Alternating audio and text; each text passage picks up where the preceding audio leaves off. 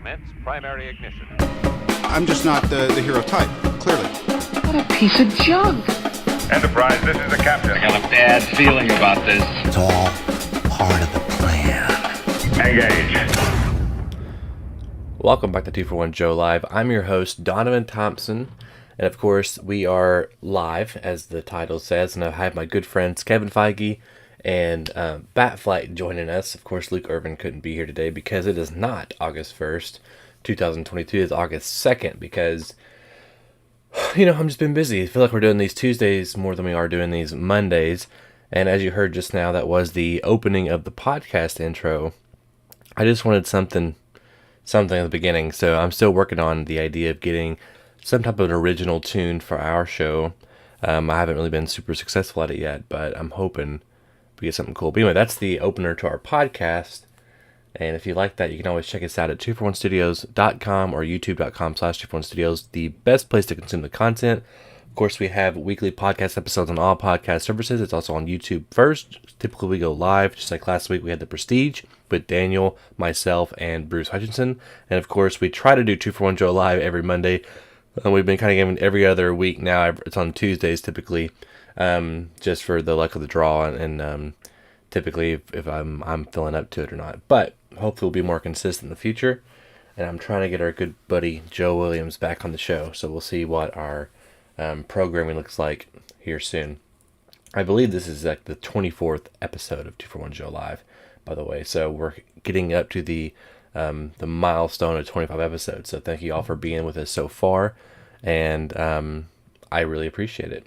So actually, I don't even need my AirPods. I'm not talking to anybody today. It's all solo. So let me go ahead and take these bad boys out. Don't need them.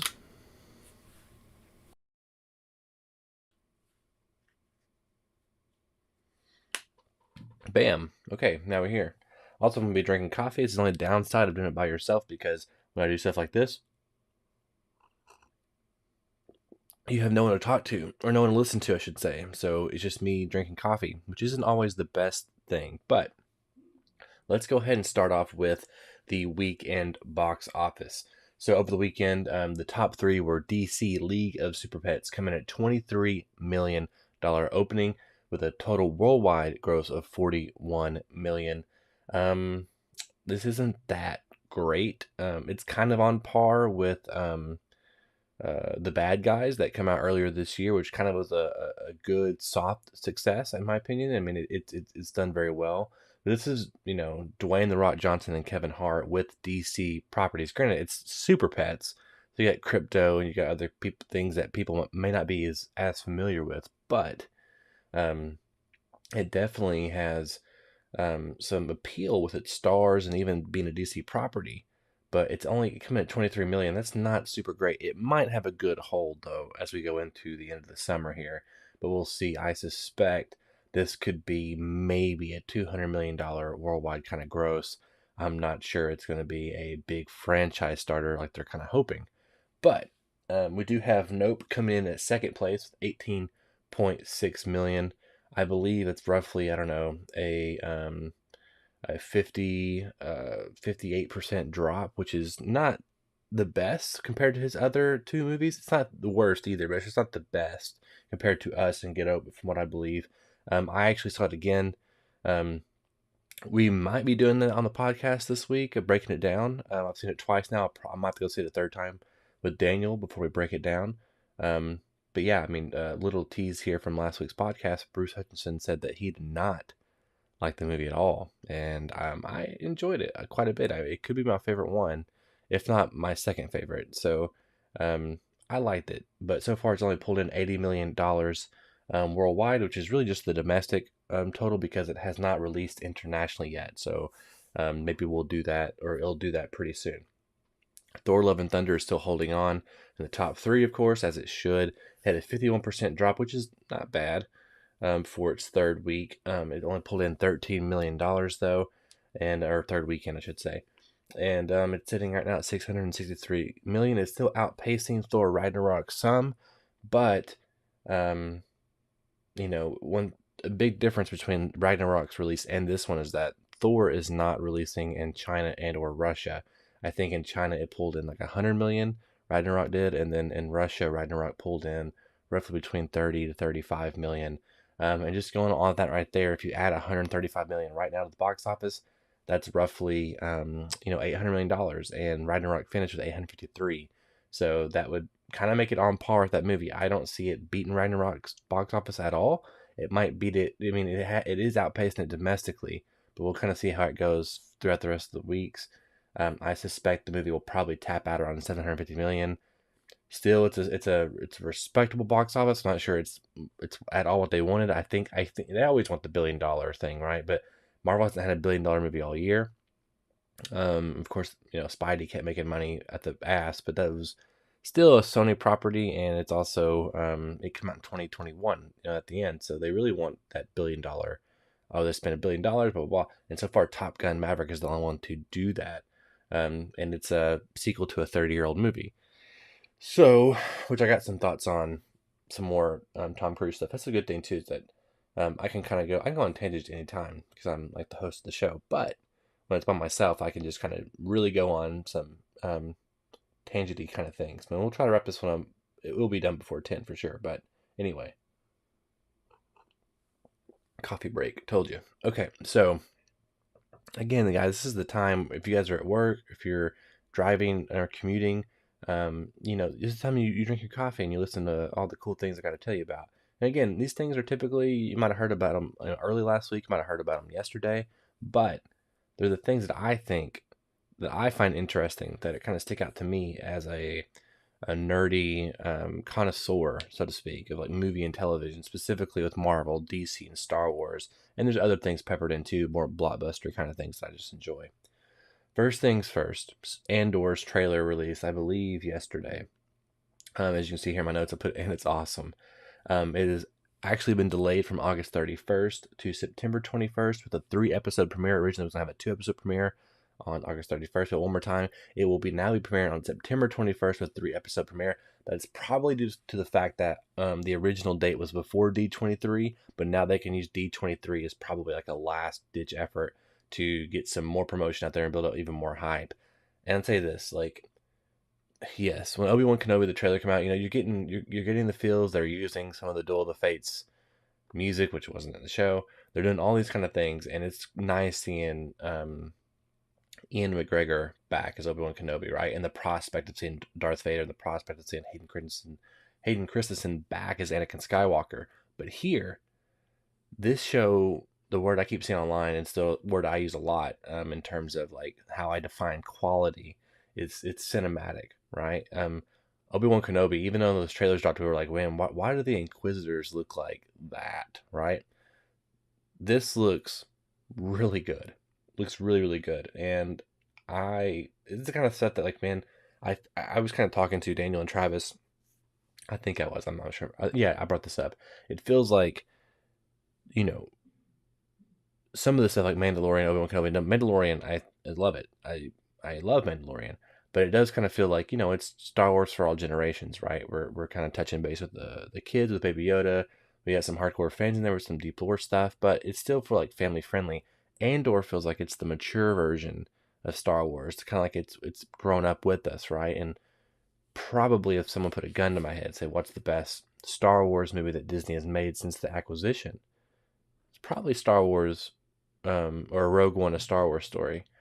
That movie, I loved it. I remember seeing it in theater and just being like, thoroughly enjoying it the whole way through, loving the ending, the Darth Vader hallway scene, K2SO, Cassian Andor, all of them. Felicity Jones's character.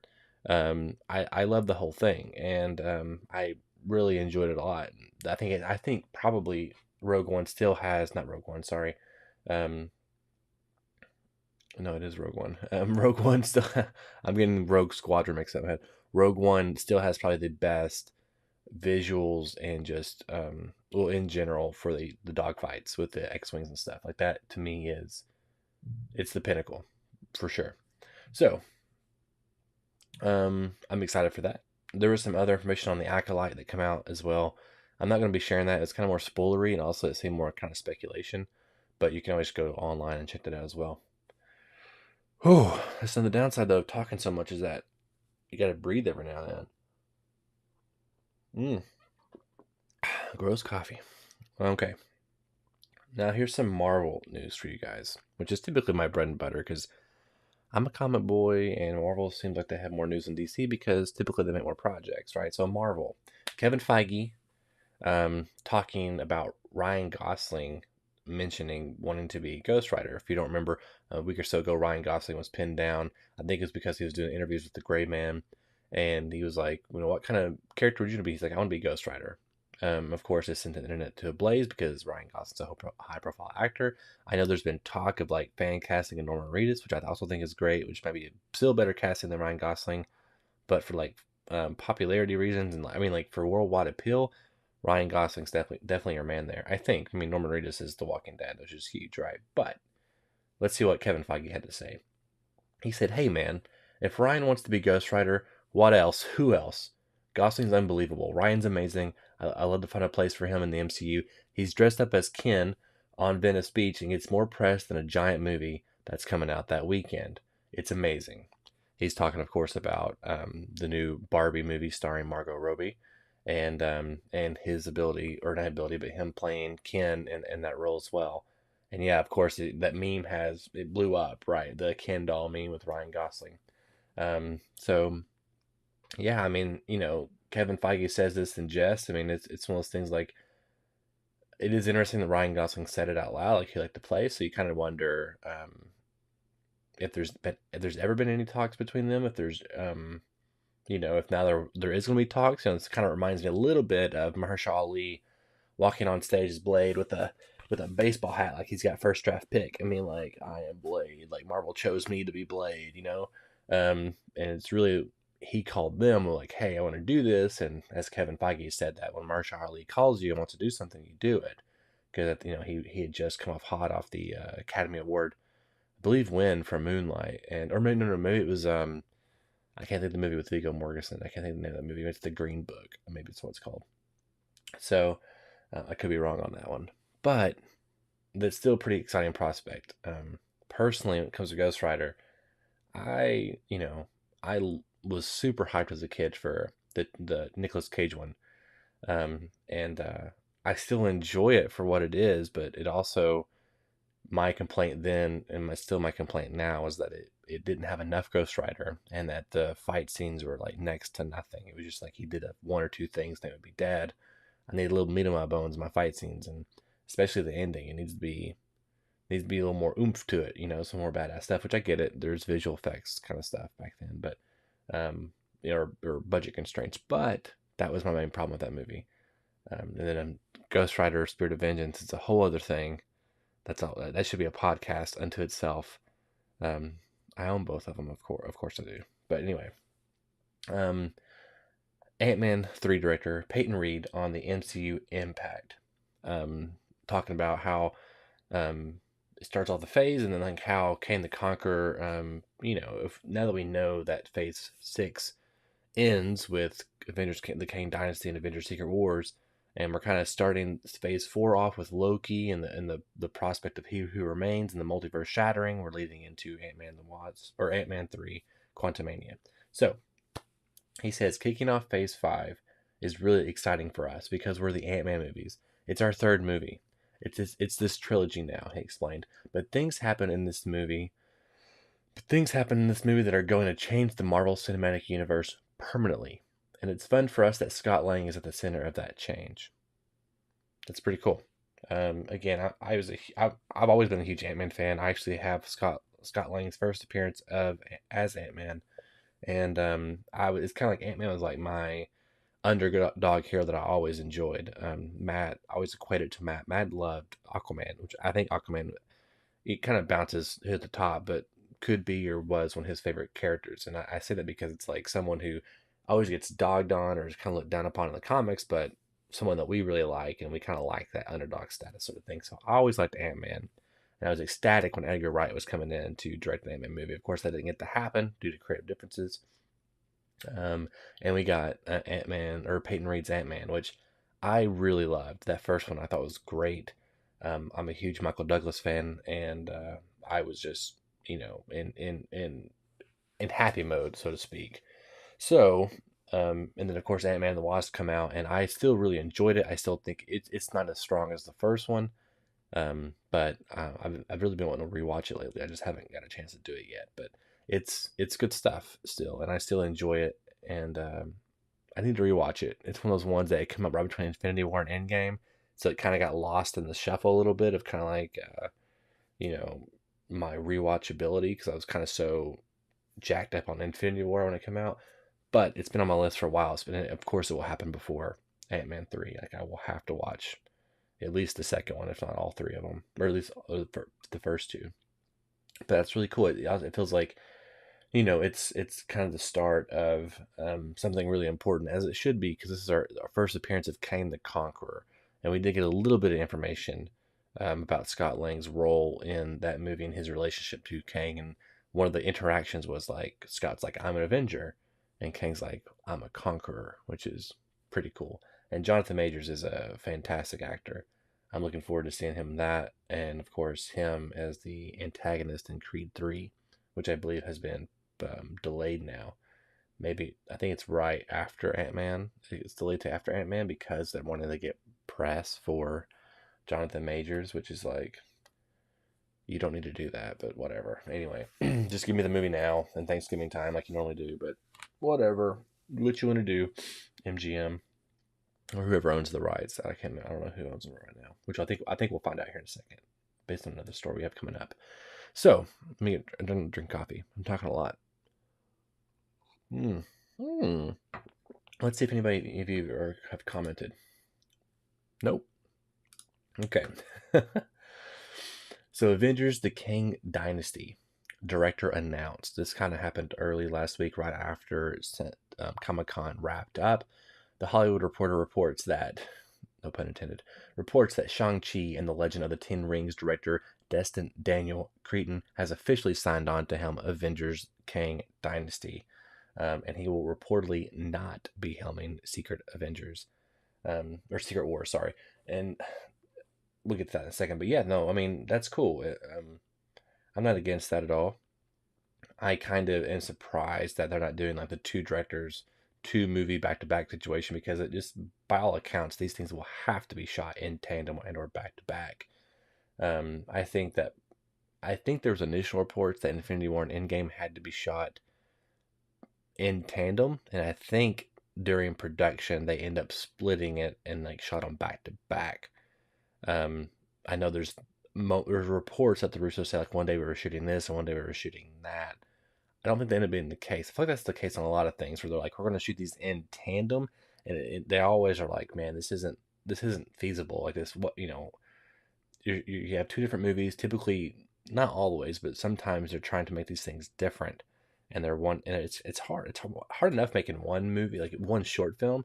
Imagine making a $250 million movie with like the biggest stars in the world, and you can't mess up. I mean, it's just like these things they're designed to be too big to fail, but also they can still fail. So it's not the easy situation to be a part of. So I imagine either the director of Secret Wars or directors of Secret Wars will be working in tandem with Destin and trying to get that visual language and those narrative threads going. I still don't understand why the Russos aren't doing this. I mean, it may still boil down to scheduling conflicts with them. They might have been still not ready to tackle the MCU, but they even come out, again, we've talked about this not too long ago, but on the Gray Man tour, they're asked all the time, like, what's your dream project? Secret Wars. So I got to start into the whole Marvel Comics crossover kind of stuff, and it's a damn shame if they don't get to do this. And you wonder why. I don't know. I feel like there's something else, other story happening behind the scenes that we're not hearing about, and I'm really curious about it personally. I don't know. We'll see what happens. But one thing I will say is I really did enjoy Shang-Chi. I've said it before on the podcast, on our Shang-Chi review. And I've said, of course, I think on 2 for 1 Joe, is that Shang-Chi has a pretty special place in my heart. My dad was a huge Shang-Chi fan. And, seeing that movie, it's not perfect, but I had a great time with it. So it's still one of my favorite things in Phase 4 so far. And badass ending. And I love the way, the martial arts and the choreography and all that kind of stuff. So you can expect to see a lot of Shang-Chi in the Kang Dynasty. And of course, I believe his 10 rings will be playing a huge part. especially after seeing She-Hulk and seeing the multiverse of Wong and how Wong is tying into all these things. So I think he'll be a big player. It does scare me that Captain Marvel might also be a big player because Brie Larson and also Daniel Destin Craig has Cretan, sorry, not Craig. They have ties together on a movie they worked on years ago, and I can't think of the name of the movie right now. But I'm not a huge Captain Marvel fan. I'm just not. I'm sorry. I really want to be. I really want to like her, but I really don't. I still own the movie, so don't give me too much crap. So it's time for another coffee drink. Okay. Tastes like dirt. Amazing. Okay. John Krasinski comments on the possible return as the MCU's Reed Richards. This was on the Tonight Show with Jimmy Fallon, of course. I watched the whole thing. I'm not going to quote the whole thing here. It was kind of a fun, cutesy back and forth. And I don't know. It's interesting. So there's a couple things happening here. Here's the vibe I get. He plays off that he can't be saying too much about the role, right? That there's Marvel snipers everywhere and that they're going to take him out if he says anything. What's interesting is that I feel like if he was not going to be the main 616 Reed Richards, that he would be able to freely comment. Like, no, it was a one-off thing. They called me in last second. And, it was a fan demand and want. And so, I decided to do it. And, more power to them. If they want me to play someone else, I'm more than happy to. That's one thing that, you could say. Another thing is, it's interesting because they haven't really promoted Reed Richards at all in the promo material for Doctor Strange. We've seen Captain Marvel. We've seen maybe seen Black Bolt. We've seen Professor X. We've seen Captain Carter. And it's weird we haven't seen Reed Richards yet in the promo material. So it's kind of like they're hiding him for some reason, like still keeping that mystery a little bit. Of course, there was rumors that they were going to announce the Fantastic Four's casting at Hall H in San Diego. But now we are pretty much all convinced, and we could be wrong, but we're probably all convinced that they're going to announce the Fantastic Four at this year's D23. So there's the idea that, one, Krasinski could just be, he could come out and say it, like, here's what happened, here's the situation. But he's not. He's pretending that he knows something or that he still is under obligation to protect something. So here's the thing, he's an actor and a director, and he's been in the business now for a good long time. He knows how these things work. Maybe he's still campaigning for the role now, in terms of like fandom was so high. I still want him to be Reed Richards. I think it's great casting. He didn't like blow my socks off in the role, but he also had like less than 2 minutes of actual screen time. But I love seeing him. I still think it's amazing casting if done correctly. So either he's still campaigning for the role and like bringing mystery to kind of build up more buzz and kind of forcing Marvel's hand a little bit, because maybe Marvel didn't even realize how big of a deal it was when they did it. Or he's, which is that. But if he does know somebody is cast, I don't think he would be doing that, because he's going to be kind of like building up the hype for himself when he knows who the actor actually is, which is going to kind of like take steam away from them. Like, if you keep building up for so long, like, I'm the one that's going to potentially be it, wink, wink, wink. Whenever those other people come in, it's kind of like you kind of steal their thunder a little bit. And he's a professional. Again, he's a director and an actor, so he kind of knows the game a little bit. So I feel like the percentage of him becoming Reed Richards went up a little bit. And I do think they're going to announce him. Here's your Reed Richards. John Krasinski returns at D23. I just have a feeling. I could be wrong. And I also have a feeling that if they do announce him, Fantastic Four's got to shoot, in the next year or so, one. He also could be directing it. Who knows? But a bigger thing is that they're obviously going to be in Avengers, 5 and 6. And I just totally see that they're gonna announce it. And I think they're going to appear in something else too. Like they could be an Ant-Man in the Wasp: Quantumania, and that movie could free them from whatever place they're at. So it's a big question mark, as always, with the Marvel Cinematic Universe. Lots of speculation on our end. One last thing I want to say before we move on is that what's interesting to me is like the way they announced the beginning of Phase 6 and the end of Phase 6, like Fantastic Four and then Avengers 5 and 6. To me, it feels like Fantastic Four is like the beginning of this trilogy, right? And they're all so close together. Like, to me, it feels like that's part 1, Avengers Kang Dynasty is part 2, and Avengers Secret Wars is part 3. And as we know, the best Secret Wars in the most current run by Jonathan Hickman involve Reed Richards, the incursions that we got teased up with in Doctor Strange and the Multiverse of Madness, the Illuminati, and Doctor Doom, which we're pretty sure is on the way here in the MCU. So I think Reed Richards and the Fantastic Four will be a huge presence in these movies, and they have to stick the landing on this one because they're writing a lot on these characters, and I think they will. Marvel's good at one thing: it's casting. It absolutely is casting. Okay, Spider-Man freshman year is not part of the main MCU continuity. I'm not going to spend too much time on this, but basically what it boils down to is that when they announced that, initially we were like, oh, this is going to be Tom Holland's Peter Parker from the MCU. So we're going to see his freshman year, his junior year, or sophomore or junior, and then it's his senior year, right? Leading into Spider-Man Homecoming. And of course, I don't know if he's a senior in Homecoming. I feel like he is like a sophomore. So we kind of expected like he would get like maybe 1 or 2, 3 seasons maybe. I don't really know what grade he is. I don't think he's a senior. I think he's a senior No Way Home. So I think he might be like a sophomore or a junior in Homecoming. But the idea was that we were going to kind of get those missing years there as he's, Uncle Ben has died and then, he's becoming Spider-Man. So we were kind of wondering how this fit into the MCU continuity. Turns out it doesn't. It's really like a what-if scenario where instead of Tony Stark being in the one who gives him an internship when he's sitting there in the room with Aunt May, and Peter walks in, right, for the first time like in Civil War, instead of it being Tony Stark, it's going to be Norman Osborn.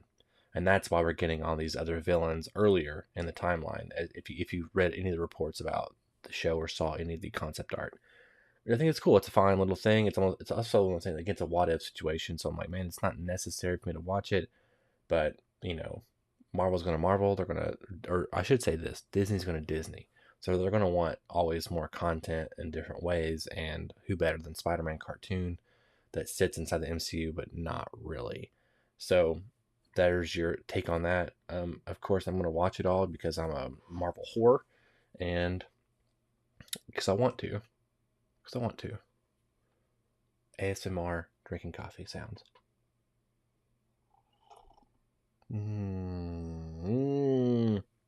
If I was a madman or just had unlimited money, I would just spit my coffee out of my computer and made a whole bit about it. But I don't have unlimited money. So right now is Peter Parker's / Spider-Man's / the Amazing Spider-Man. It's his 900th Amazing Spider-Man issue has just dropped in the last week. It's a pretty big milestone for comics. There's only been a handful of characters to do it, one being Superman, the other being Batman.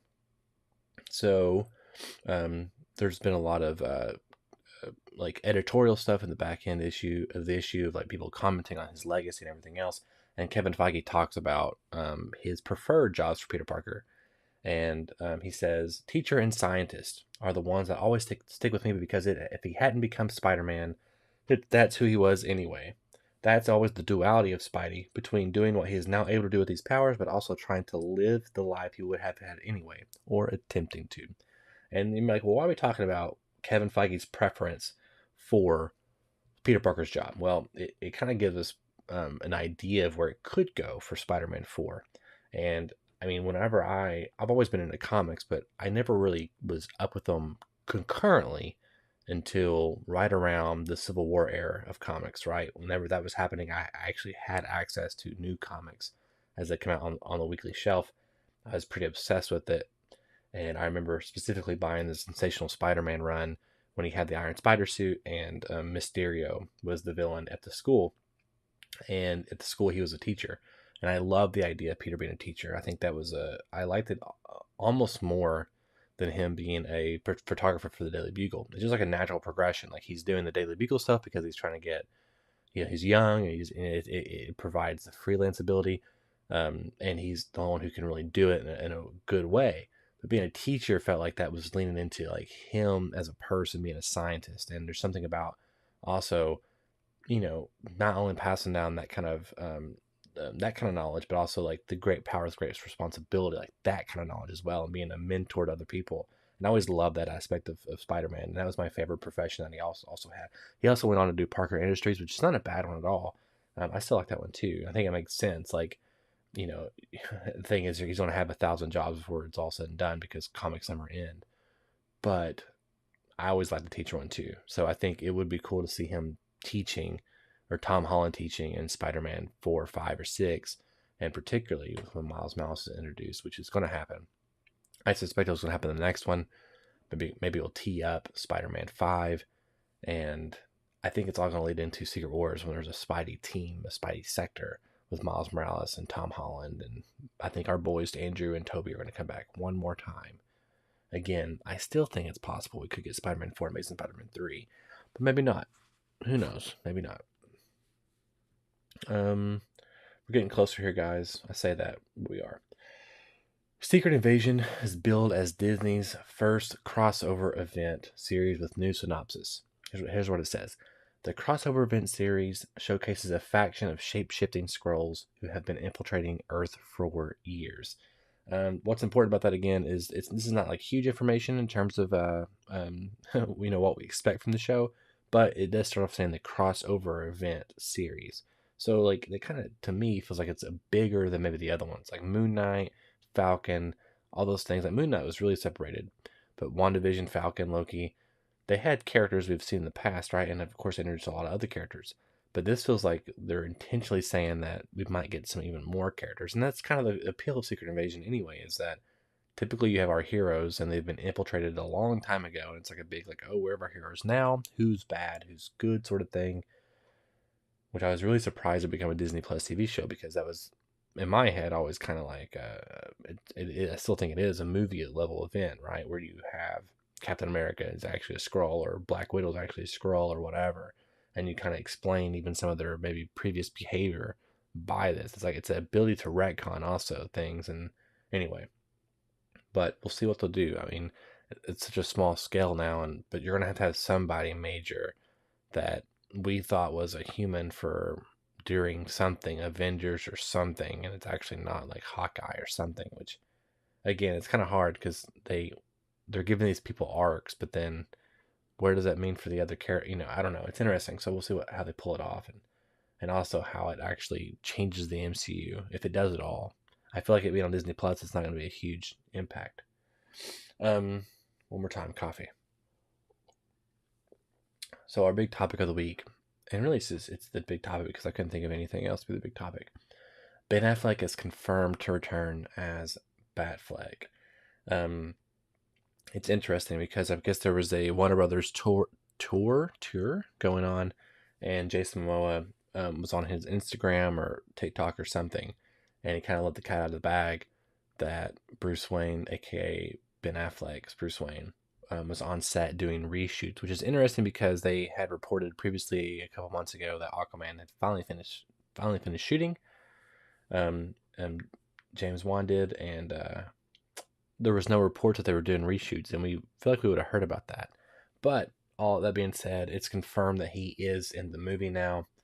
I suspect it's going to be just the Ben Affleck, just the Bruce Wayne aspect of Batman, not Batman himself.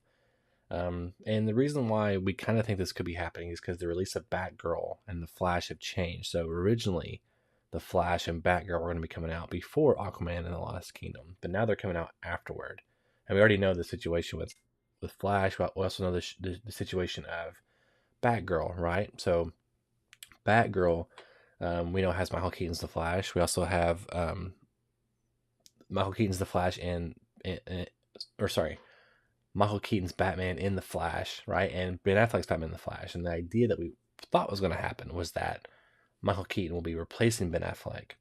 So I think there was something shot for Aquaman and the Lost Kingdom with Michael Keaton and as this new Batman. But now that the order is out of place, that it looks like they need Ben Affleck's Batman to kind of fill that particular moment or gap or something, because of the timeline of the release of the movies, which is interesting because I just, again, Ben Affleck had a raw deal overall, and he really got a raw deal initially with the fans, but I feel like he won a lot of fans over. It's just that his movies themselves kind of, didn't do very well. I mean, Batman v Superman, it made a lot of money, but man, it did not do well critically, and people were not very happy with that. And one of my big reasons, again, I'm going to say it every time we talk about this, is that Batman doesn't kill people, in my opinion. At least not in like an adamant way visually on screen. And if they had fixed just a few things in BVS, I would have been more okay with it than I am. I still enjoy the movie for what it is, and I watched the Ultimate Cut probably too many times. But I think he was still a good Batman and Bruce Wayne. And I really liked him in Zack Snyder's Justice League too. So I think all through all that, and because of his own personal problems, that kind of stuff, that he wanted to hang up the cape, so to speak, and also just being bombarded with questions about directing the Batman and writing it. It's a lot of pressure. It's a lot of pressure, especially when you have your own personal projects like Live by Night and it doesn't do very well like your other ones have and everything else. So he hung it up, but he come back for Zack for reshoots for the tag at the end, and then he also decided to come back for Andy Muschietti's The Flash with Michael Keaton, and now he's also coming back in Aquaman: The Lost Kingdom. So I wonder, maybe Michael Keaton will not replace Ben Affleck in the DCEU. Maybe there'll be two other Batman. Maybe it'll be just two Batman, or maybe there'll be some other thing happening. There is some rumors and some plot stuff that's leaked that I kind of accidentally saw. So I might have an idea of where it could go, but I really don't know. I'm down for it. Keep him as Batman. We have Robert Pattinson's Batman doing his own thing. He's in Bruce, Ben Affleck can stay as Batman and kind of come in and make a few $1 million for a couple minutes, every couple of years. Him and J-Lo are back together, gets that J-Lo money, So, I mean, why not? People do love him. There's a huge fan base who loves Ben Affleck's Batman, myself included. Again, I think he had a raw deal, and I would love it if they gave him like a HBO Max series or something. Like, that would be fucking phenomenal. So, Brendan Fraser on Batgirl's Firefly. He says Ted Carson is the character's name. It's misprinted in the media. I have noticed that it's a new character. It's a new day. He's quite cross. He's a veteran whose benefits have been cut, so he wants to burn Gotham to the ground. And Batman and Batgirl are there to stop him. Or are they? Of course, we know this is Michael Keaton's Batman in Batgirl. And yeah, I mean, cool. I mean, the thing is, Ted Carson is actually a character from the comics. So it's not, quite a new character, but it does feel like they're taking different pieces of different Firefly and just other things to kind of make a new version of Firefly, which is understandable. So, I mean, here you go. I mean, I'm down for this movie. Like, I'm not a huge Batgirl fan. I don't really know the actress very well, but I do love Michael Keaton's Batman, and I do love my boy Brendan Fraser, so I'm definitely down for this one. Give it to me now. Just, I wish it was releasing this fall like it was supposed to instead of sometime next year, which we still don't know the status of it yet. I think because I don't know the status of The Flash. So it's what happens when you don't have your ducks in order, especially, or such. I say this: it happens when you have an actor who is dovetailing your movie through social media and through actions and being a complete dickhead. So, CW is The Flash to end with 13 episode season 9. It's kind of time, right? One part of me always had liked the idea of whenever these main series would end, the actors like Stephen Amell or Grant Gustin as The Flash, they would kind of appear in crossover events, or they'd get like 2-hour movies. And then they might put a little more production design in them, or a little more production in general. I know that physically it's probably not the best idea, but I thought if you're going to continue like Supernatural or something like that, then that would be a cool way to do it. But it feels like they feel like they've run their course, so to speak.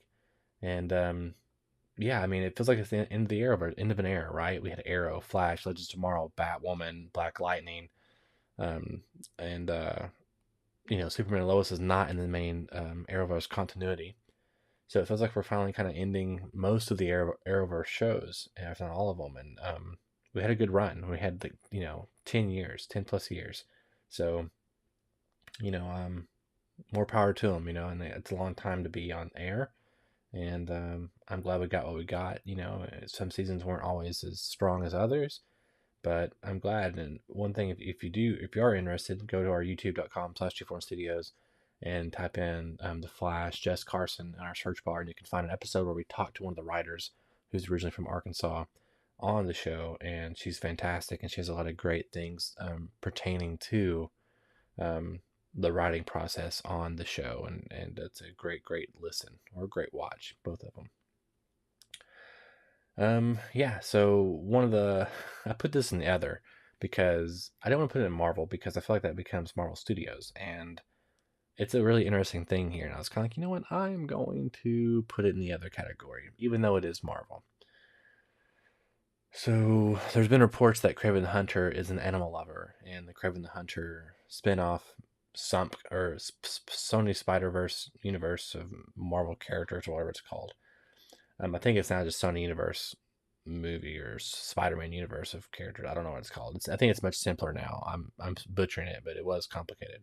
They kind of saw the error of their ways a little bit in that regard. But Taylor Johnson is doing press for Bullet Train, which comes out this Friday. So go watch that movie. It looks pretty dope. And they're asking, of course, about Kraven the Hunter, and it's been shooting. I don't think it's been wrapped yet, but it may have been wrapped. And he says, eventually he said he was an animal lover and has kind of sent the world to a frenzy. Like, Kraven the Hunter is like the opposite of an animal lover. He is literally wears a lion's mane around his neck.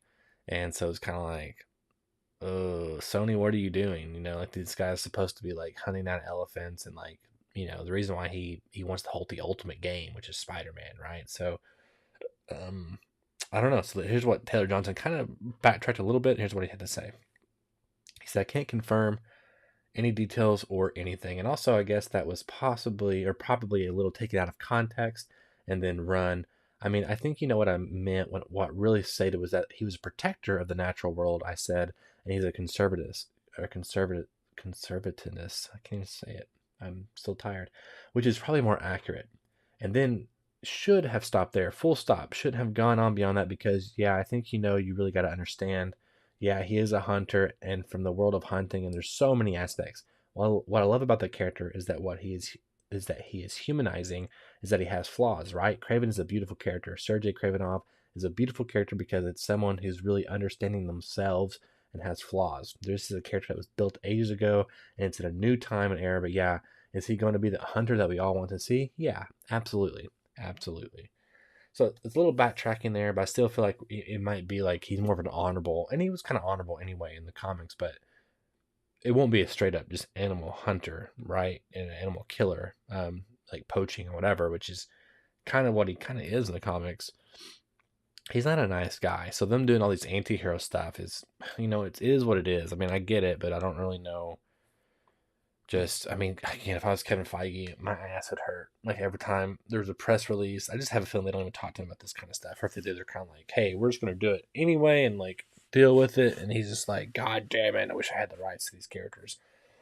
I get it, Kevin Feige, because I do too. And, I don't know. Like, Kraven's always one of those people that's like requested. Like, they've said it multiple times, like, oh, we could do Kraven the Hunter as a Spider-Man villain. Because, they have a...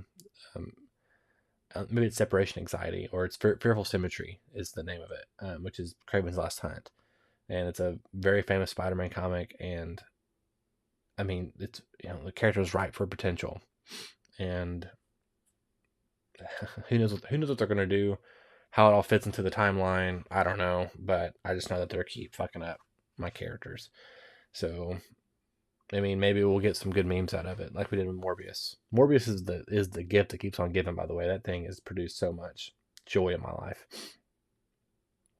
Oh, I messed up on the Blu-ray. This is so. Real quick, let's finish this up. Rocky and Creed spinoff Drago is in development. Stallone is not happy with the producers. Apparently, there's some not rights issues, but he basically called them parasites, and that he wasn't contacted about this, and that they're just going to run his characters and his world into the ground, so to speak, which is interesting because Stallone was always like into everything, right? And like in terms of like his Rambo and Rocky characters, and I always found it very surprising that he wasn't going to appear for Creed 3, so I wondered what had happened during Creed 2 that made him want to retire, and it could have just been the fact that he wanted to end things and that just officially passing the baton. but also Stallone is Stallone, and it just doesn't. That seemed a little out of character for me. So I wonder if it was the producers or something like that that kind of really cemented this or that relationship. He commented on that. Dolph Lundgren came out and commented, "Hey, there's no director attached. There's no script. Um, all these other things," and he didn't know that Stallone wasn't involved, and he thought Stallone was a producer on it, and that he's reaching out to Stallone personally now because they're good friends. Of course, Lundgren's a part of the Expendables franchise as well, and so they've had to be. It's just always so interesting that they didn't know or they didn't talk about this beforehand or something, So sometimes it just shows you, just how secluded these conversations are. Apparently, there's a spec script made called Becoming Rocky, and I guess it was a prequel detailing Rocky's start as the Italian stallion in downtown Philadelphia. And I think the writer for that was tapped to write this. But we'll see if it happens or not. And again, I don't know how Stallone doesn't have the rights to Rocky, because I don't know if he lost them or what. But, I mean, they never started or stopped without him like Rocky. I mean, there's how many are there? There's 6 Rocky movies and there's 2 Creed movies. And I feel like they always happened or didn't happen because of him. So it's interesting that he didn't have the rights to them. So I wonder what's happening there. Another cool thing, another Stallone news, is that the Samaritan trailer dropped from Amazon Prime. I just want to say that I watched the trailer. I'm down for it. I'm just, it's Stallone, but this particularly feels like it's a decent budget movie, and I like the concept behind it. And Stallone says this: "I love action films that also have a heart. I wanted to be involved with Samaritan because the story has many layers that I think people can relate to." Stallone previously said that about the movie's shift to streaming, "It's something of a morality tale that is also very exciting to watch. We are thrilled that this will be seen globally on Prime Video, where my fans and all audiences, I can't talk, guys, sorry, and all audiences can enjoy it together around the world." It originally was a theatrical release and got pushed to Prime Video, which is fine. I mean, it's not like it does feel a little less to me, but I mean, Chris Pratt is on there. I mean, there's every actor ever is on TV now in some form, so it's not like a slight like it used to be. But now it releases on August 26th, so we've got roughly 24 days till that release. So yeah, I'm excited for it. It's gonna be pretty cool. A few more things in news here. We'll wrap things up. This will be rapid fire because I want to wrap this thing up by 10. Star Trek icon Nichelle Nichols has passed away at the age of 89. Of course, she played Nyota Uhura in 1996 series Star Trek, and of course all 6 OG movies. She's an icon, and it's very sorry to hear her passing. Of course, there's a lot of cool stories there about her being one of the first African American women in a really decent role in a TV show in that time period, and decent for what kind of roles people of color were getting. And she even shared a kiss with Captain Kirk on screen, which is a big deal for like interracial representation on screen. And there's even like some I think old stories that I'm not sure they're completely accurate, but the rumor was that Martin Luther King Jr.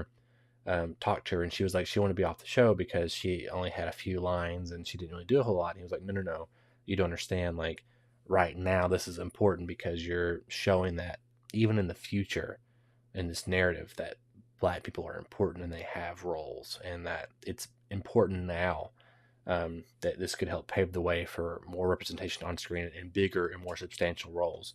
So she was one of the first pioneers of that kind of thing, and it's sad to hear her go, but 89 is a pretty good number, and apparently she's very sweet, and we're sorry to hear her passing. So go check out some of those movies if you want to see more Nichelle Nichols and see what she was all about. Tomb Raider sequel scrapped after MGM loses the rights. There's already a reboot officially in the works. Of course, they're doing we're going to make comics and more video games, and we're going to make movies and all these kind of things, which kind of sucks because I kind of like the last Tomb Raider movie, actually. It's been on those ones like kind of back in my head, like I need to rewatch. I just haven't done it yet. And so whatever. I mean, I don't know. I'm not really excited for this new one. I was more looking forward to a sequel to Tomb Raider, the last one, but it is what it is. My Hero Academia, just some anime news just because I thought it'd be fun. There's season 5 OVAs are available on Crunchyroll as of yesterday. I think there's 3 episodes. They're not tied into, of course, the upcoming season 6, but they are just fun little one-offs It's what OVAs typically are. So go watch those on Crunchyroll if you're a big My Hero Academia fan. I'm a huge My Hero Academia fan. You can't see it, but I have an All Might right here hanging out. Oppenheimer releases a year from now. Teases Christopher Nolan's next movie. If you haven't seen the trailer, go check it out. I saw it for the first time in theaters when I saw Nope. And it is what you expect with a Nolan film, right? It's very ambiguous. It's really beautiful looking. Looks like it's going to be black and white.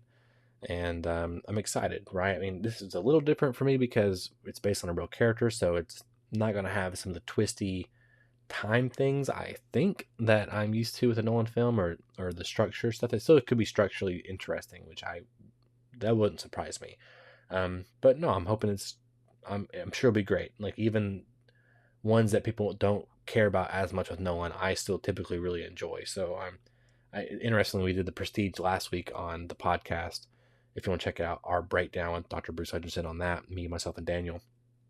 And I actually watched Insomnia right after that again, because I've always liked Insomnia. So he's on my top 5 directors still. Like, everything he puts out, I still find something I really enjoy about them, even if it's not the best movies ever made. Mission Impossible Dead Reckoning Part 2 is filming, and they have added Angela Bassett, which I think was in Rogue Nation. Or no, she was in Fallout, because she is, I think, Henry Cavill's handler. Holt McCanney, Nick Offerman from The Office, and of course Janet McTeer. So the cast is rounding out for part 2. And I didn't know this, but they are filming, like I said a minute ago. So it's becoming more real. We're fixing at the end of the Mission Impossible franchise, at least with Tom Cruise. So next year, right around my birthday, I think July 14th, Mission Impossible Dead Reckoning Part 1 comes out, 2023, and then 2024, a year later, Part 2 comes out.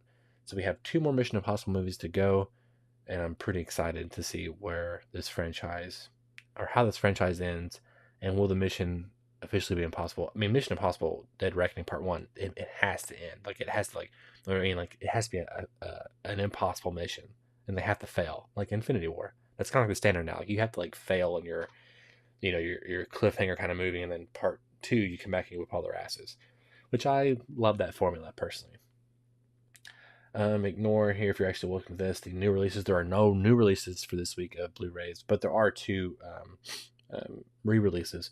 One of them is Tenebrae from 1982, and the other one is Flatliners from 1990, starring Kiefer Sutherland. So yeah, guys, that is it for 2 for 1 Joe. It is exactly 10:01, and thank you guys for watching. Of course, if you haven't already, hit the subscribe button and the notification bell. That way you're up to all future episodes of 2 for 1 Joe live every Monday at 9 a.m., even though it was Tuesday today at 9 a.m. And of course, we have podcast 2 for 1 every week. We're on all podcast services, but you can find us first on youtube.com/2for1 studios. We have comic books, collectibles. We do backflash for old movies. And of course, we break down movies on the podcast, all these cool things. And so we really appreciate your support, and it means a lot to us. And hopefully we can do even more cool stuff around the corner. I'm always working on new things and trying to get eyeballs on the channel. So guys, thank you so much, and thank you for hearing me ramble for an hour straight. It's not the easiest. It's not the easiest to do, especially when you want to take a drink, or my mouth is literally hurting right now talking so much for an hour. So thank you guys again, and I'll catch you guys next week.